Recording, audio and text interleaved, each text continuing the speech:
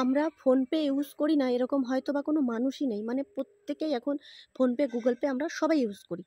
তো যদি কখনো ফোনপেতে ভুল করে কখনো যদি কাউকে টাকা সেন্ড করে দাও, তাহলে সেই মুহূর্তে তোমরা কি করবে?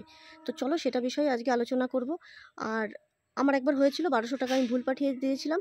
সেই মুহূর্তে কিন্তু আমি টাকাটা পাইনি, কারণ সেই মুহূর্তে আমি জানতাম না যে কী করে কী করতে হবে। আমি ব্যাংকে দৌড়িয়েছিলাম, ব্যাংক থেকে আমাকে কোনো সাহায্য করেনি। তাই এর একটা উপায় আছে বা পদ্ধতি আছে, সেটাই আমি আজকে তোমাদের সঙ্গে আলোচনা করব। যে তোমাদের যদি কখনো ভুলবশত ফোনপে থেকে অন্য কারোর নাম্বারে টাকা চলে যায় ভুল করে, তবে সেই টাকা ফিরিয়ে আনারও একটা উপায় আছে। সেটাই আজকে আমি তোমাদের সাথে শেয়ার করছি। সবার প্রথমে আমার এই স্ক্রিনে দেওয়া যে নাম্বারটা, এই নাম্বারে ফোন করে তোমরা একটা কমপ্লেন রেজিস্টার করতে পারো। আর তারপরে তোমাদের কি করতে হবে সেটা আমি এই ভিডিওর মাধ্যমে পুরো বলে দিচ্ছি। চলো দেখো। তো সবার প্রথমে কি করতে হবে, তোমাকে গুগল ক্রোমে যেতে হবে। গুগল ক্রোমে যাওয়ার পরে এখানটাতে লিখবে হচ্ছে এনপিসিআই, ঠিক আছে?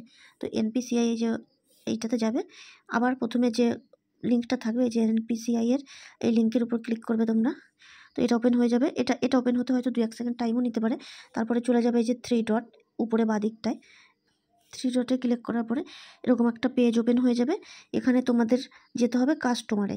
তো কাস্টমার সিলেক্ট করার পরে এখানে দিতে হবে ইউপিআই কমপ্লেন। দিলে তোমরা ইউপিআই কমপ্লেনে দিলে এরকম একটা পেজ খুলে যাবে।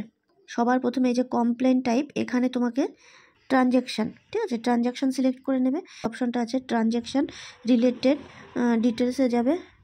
যাওয়ার পরে এখানটায় তোমাদের অপশান আসবে, এইটা দেবে incorrectly transferred to another account, এইটা সিলেক্ট করবে।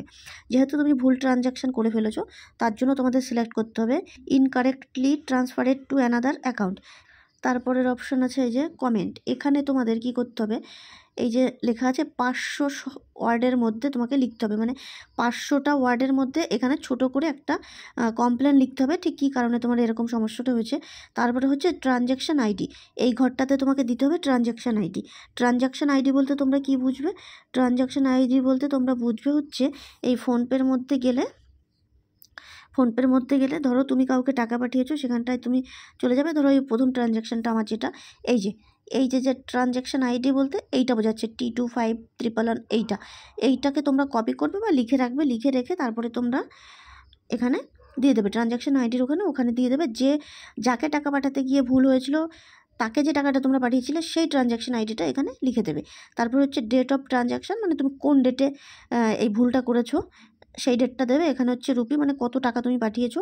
এখানে পয়সা এখানে লিখে দেবে। আর এখানে দেবে পার্সোনাল ডিটেলস, ইমেল চাইছে এখানে তোমার পার্সোনাল যে ইমেলটা আছে, যেটা অরিজিনাল ইমেল আর কি, সেই ইমেলটা দিয়ে তোমরা এখানে সাবমিট করে দেবে। সাবমিট করে দিলে তোমাদের কমপ্লেনটা একদম রেজিস্টার হয়ে যাবে। তারপরে একটু কিছুদিন ওয়েট করা লাগে, ব্যাস এখানের কাজ কমপ্লিট। তোমরা যদি এইভাবে সম্পূর্ণ ঠিকঠাকভাবে এইটা কমপ্লিট করতে পারো, তাহলে কিন্তু 100% শিওর কয়েকদিনের মধ্যে তোমরা তোমাদের টাকাটা ব্যাক পেয়ে যাবে। যদি আমার এই ভিডিওটা তোমাদের উপকারে লাগে বা ভালো লাগে, তাহলে অবশ্যই আমার এই প্রোফাইলটাতে একটা ফলো করে দিও। আর ভিডিওটা প্রচুর পরিমাণে শেয়ার করে দাও, যাতে আমার মতো এরকম সমস্যায় আর কারোর না পড়তে হয়। প্রচুর শেয়ার করে দাও, যাতে সবার উপকারে লাগে।